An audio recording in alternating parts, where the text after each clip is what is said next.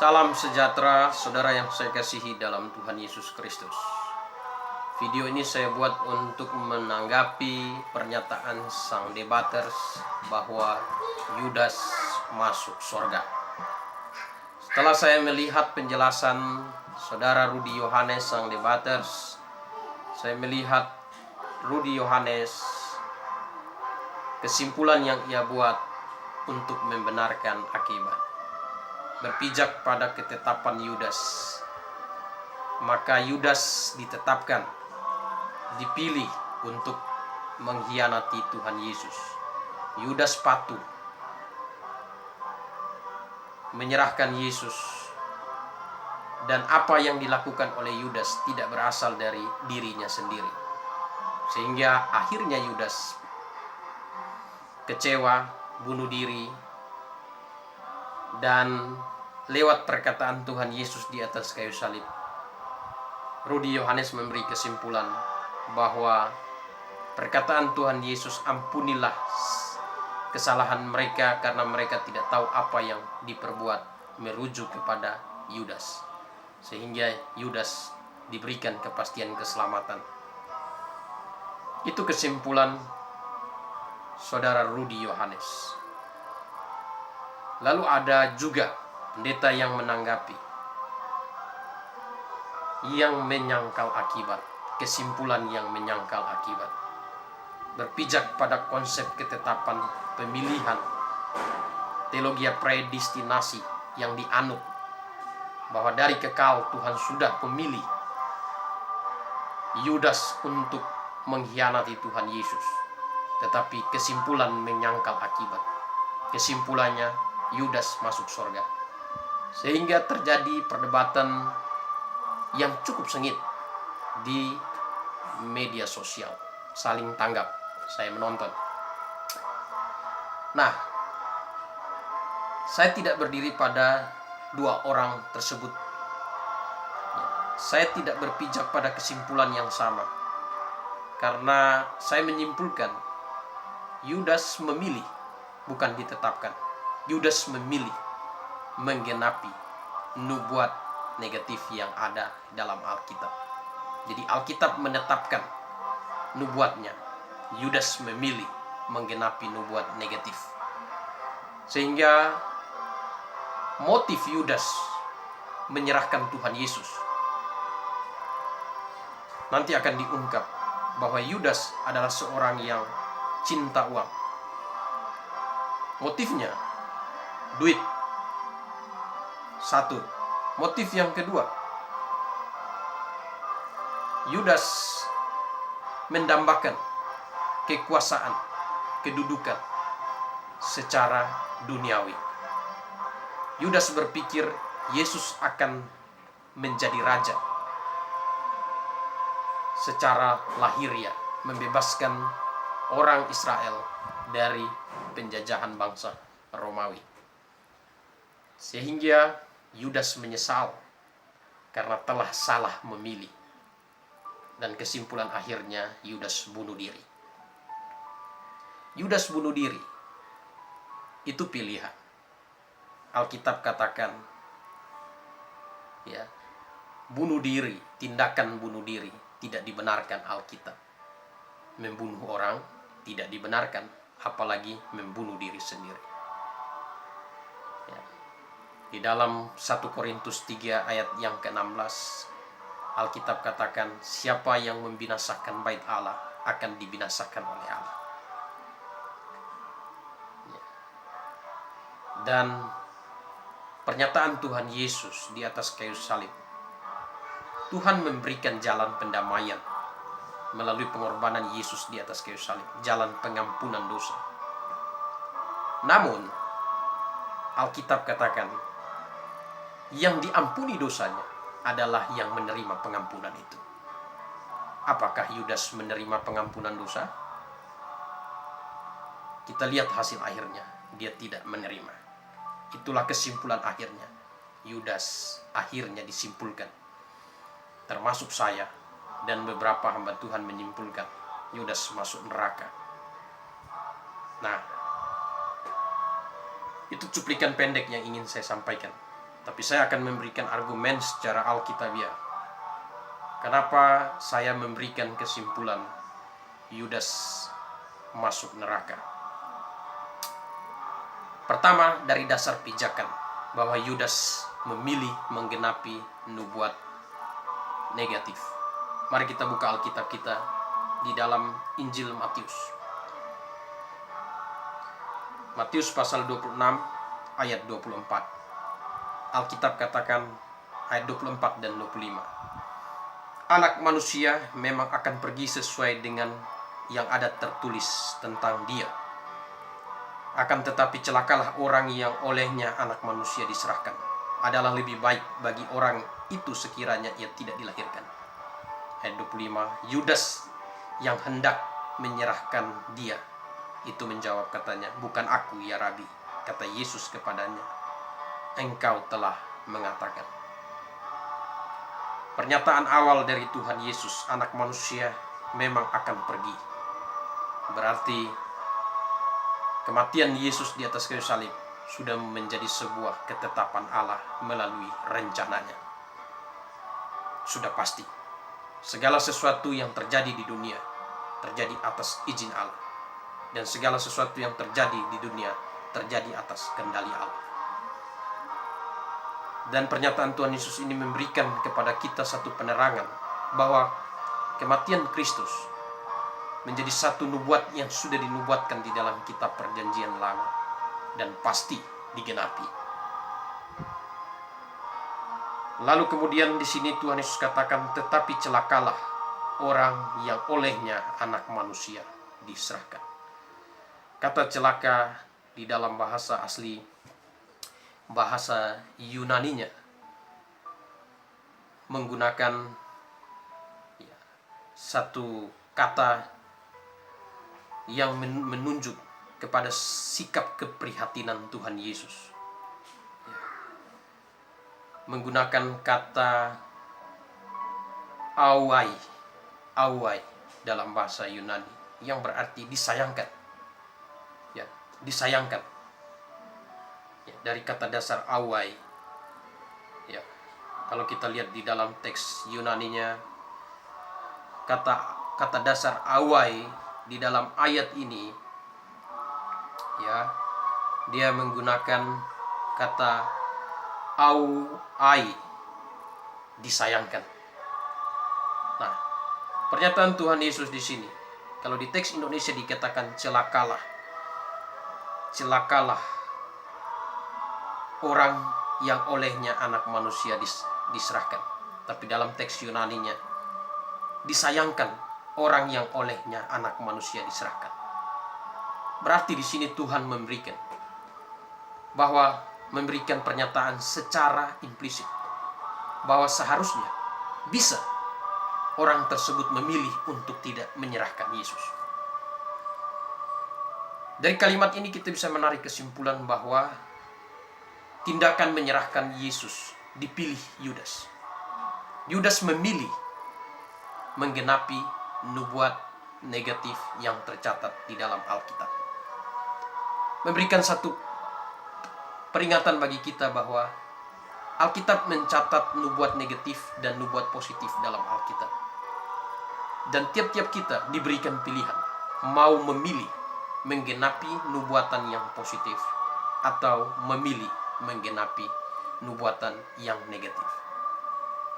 Segala sesuatu ada dalam kendali Allah, segala sesuatu ada dalam izin Allah, dan Allah menetapkan konsekuensi akhirnya. Segala sesuatu yang terjadi Allah tetapkan konsekuensi akhirnya. Yang mengasihi Allah diberikan kebaikan, yang fasik disediakan hari malapetaka.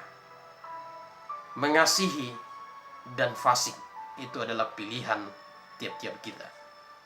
Dan Yudas memilih untuk menggenapi nubuat negatif. Artinya Yudas bertolak dari Amsal 16 ayat yang keempat. Yudas hidup secara fasik. Yudas hidup secara fasik. Dan kesimpulan akhirnya Tuhan Yesus memberikan kesimpulan, adalah lebih baik bagi orang itu sekiranya ia tidak dilahirkan. Pernyataan secara implisit membuktikan bahwa betapa kasihannya, betapa celakanya nasib dari orang yang memilih untuk mengkhianati Tuhan Yesus. Lebih baik dia tidak dilahirkan. Nah, ini kesimpulan yang memberikan satu indikasi bahwa Tuhan Yesus sendiri telah memberikan kesimpulan secara implisit bahwa akhir hidup Yudas bukan hanya binasa secara tubuh, tetapi akhir hidup Yudas binasa di dalam kekekalan. Dari mana kita tahu itu Yudas? Dari ayat 25. Yudas yang hendak menyerahkan dia itu menjawab, katanya, "Bukan aku ya Rabi." Kata Yesus kepadanya, "Engkau telah mengatakan." Siapakah yang dimaksud? Itulah Yudas. Nah, bertolak dari ini, saya berpijak, Yudas mengkhianati Tuhan Yesus itu adalah pilihan. Pilihan menggenapi nubuat negatif. Dan kesimpulan akhirnya, siapapun yang memilih untuk menggenapi nubuatan negatif di dalam Alkitab, kesimpulan akhirnya, ya, dia bukan hanya binasa secara tubuh, tetapi binasa secara rohani di dalam kekekalan. Nah, saudara yang saya kasihi dalam Tuhan Yesus Kristus, salah satu dasar pijakan saudara Rudi Yohanes mengatakan Yudas masuk neraka didasarkan kepada Injil Lukas pasal yang ke-22 ayat 30. Mari kita lihat Injil Lukas pasal 22 ayat 30. Lukas pasal 22 ayat 30. Ya. Dari ayat 29 mungkin agar lebih jelas. Dan aku menentukan hak-hak kerajaan bagi kamu, sama seperti Bapakku menentukan bagiku, bahwa kamu akan makan dan minum semeja dengan aku dalam kerajaanku, dan kamu akan duduk di atas takhta untuk menghakimi ke-12 suku Israel. Jadi pertama kita lihat di sini, saudara Rudi Yohanes berargumen, kalau Yudas masuk neraka, siapakah yang menggantikan posisi Yudas? Kursi Yudas siapakah yang akan menduduki? Pertama saya akan memberikan satu penerangan kepada saudara Rudi Yohanes. Di sini ada kata menghakimi, ya, makan dan minum, duduk dalam kerajaanku, dan kamu akan duduk di atas takhta untuk menghakimi ke-12 suku Israel. Ya, menghakimi. Dengan dasar apakah Yudas bisa menghakimi ke-12 suku Israel? Ya, merujuk pada Matius pasal 12 ayat yang ke-41 dan 42. Matius 12 ayat 41 dan 42. Mari kita lihat. Ya, Matius 12 ayat 41 dan 42. Ya, kita pelan-pelan. Sabar. Ya, dikatakan pada waktu hari penghakiman, orang-orang Niniwe akan bangkit bersama angkatan ini dan menghukum juga. Sebab orang-orang Niniwe itu bertobat setelah mendengar pemberitaan Yunus. Dan sesungguhnya yang ada di sini lebih daripada Yunus. Pada waktu penghakiman, ratu dari selatan itu akan bangkit bersama angkatan ini, dan ia akan menghukumnya juga. Sebab ratu ini datang dari ujung bumi untuk mendengar hikmat Salomo. Dan sesungguhnya yang ada di sini lebih daripada Salomo. Jadi ada asas atau ada dasar yang dipakai untuk menghakimi umat Israel. Kalau orang-orang Niniwe, dasar penghakiman mereka bahwa mereka diberikan waktu yang singkat, hanya 3 hari dan 1 kali mendengar tapi mereka ambil sikap untuk bertobat. Itu dasar. Lalu ratu dari selatan, dasar menghakimi umat Israel ialah datang dari jauh hanya untuk mendengarkan hikmat Salomo. Dan Yesus lebih dari Salomo, tapi orang-orang Israel tidak mau mendengarkan. Nah, kembali kepada Injil Lukas tadi, 22 ayat 30. Kalau dikatakan Yudas harus duduk di atas takhta tersebut, dasar penghakiman apa yang bisa dipakai Yudas untuk menghakimi umat Israel? Sedangkan Yudas mengkhianati Yesus. Yudas bunuh diri. Yudas seorang yang dalam hidupnya tidak bertobat, senantiasa mencuri uang. Dasar penghakiman apakah yang bisa dipakai oleh Yudas kalau dia duduk di atas kursi tersebut? Itu sebabnya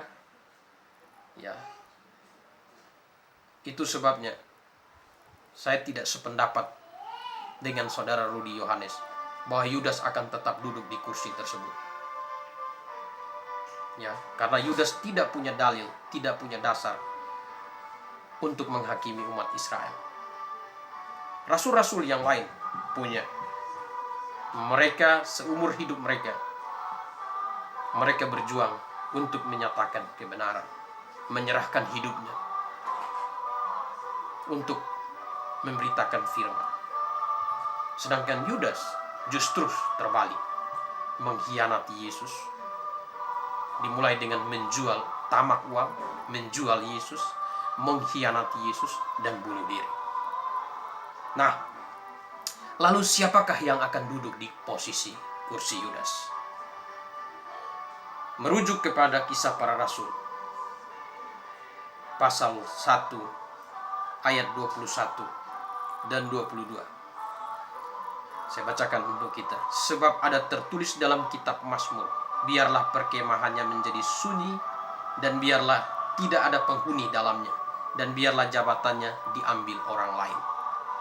Jadi jabatan Yudas diambil orang lain, digantikan orang lain. Sebab ada tertulis, jadi harus ditambahkan kepada kami seorang dari mereka yang senantiasa datang berkumpul dengan kami, selama Tuhan Yesus bersama dengan kami. Jadi Alkitab telah memberitahu kepada kita posisi Yudas sudah digantikan, dan digantikan oleh, lalu mereka mengusulkan dua orang, Yusuf yang disebut Barsabas dan juga yang bernama Justus dan Matius. Mereka semua berdoa dan berkata, ya Tuhan, Engkaulah yang mengenal hati semua orang.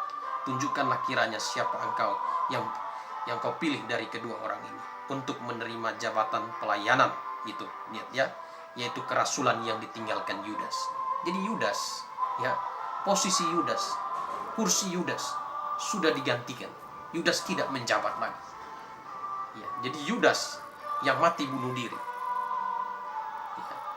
posisinya sudah digantikan. Dia tidak menjabat lagi. Yang ditinggalkan Yudas yang telah jatuh ke tempat yang wajar. Lalu mereka membuang undi bagi kedua orang itu, dan yang kena undi adalah Matius. Dengan demikian ditambahkan kepada bilangan ke-11 rasul itu. Jadi siapakah yang menggantikan kursi Yudas untuk menghakimi umat Israel?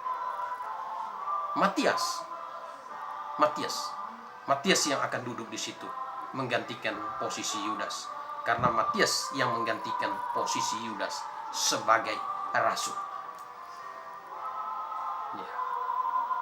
Matius yang menggantikan. Lalu bagaimana dengan posisi Rasul Paulus? Nah, saudara Rudi Yohanes, saya tidak bisa jelaskan di video ini, tapi saya akan memberikan sedikit gambaran bahwa kitab Perjanjian Lama di dalam kitab Daniel pasal 9 ayat 24 sampai 25 memberikan satu jangka waktu, ketetapan waktu, yaitu 70 kali 7 masa. Itu sebabnya dalam Matius 10 ayat 5 dan 6 Tuhan memerintahkan 12 rasul untuk pergi memberitakan Injil hanya khusus untuk orang Yahudi. Tetapi orang Yahudi menolak Yesus dan menolak Yohanes sebagai pribadi yang datang dengan spirit power Elia. Mereka membunuh Yohanes dan menyalibkan Yesus. Akhirnya kasih karunia diberikan kepada bangsa non-Yahudi. Maka Matius 28 ayat yang ke-19 sampai 20 Tuhan Yesus memberikan perintah, merevisi perintah dalam Matius 10 ayat 5 dan 6. Kalau Matius 10 ayat 5 dan 6 hanya untuk beritakan Injil, hanya untuk orang Yahudi. Tetapi Matius 28 ayat 19 dan 20 perintahkan untuk memberitakan Injil untuk bangsa-bangsa, semua bangsa di dunia. Dan dipilih satu rasul, yaitu Rasul Paulus. Jadi Rasul Paulus akan duduk menghakimi bangsa-bangsa non-Yahudi. Sedangkan 12 rasul, Matias yang menggantikan kursi Yudas, akan menghakimi orang Israel.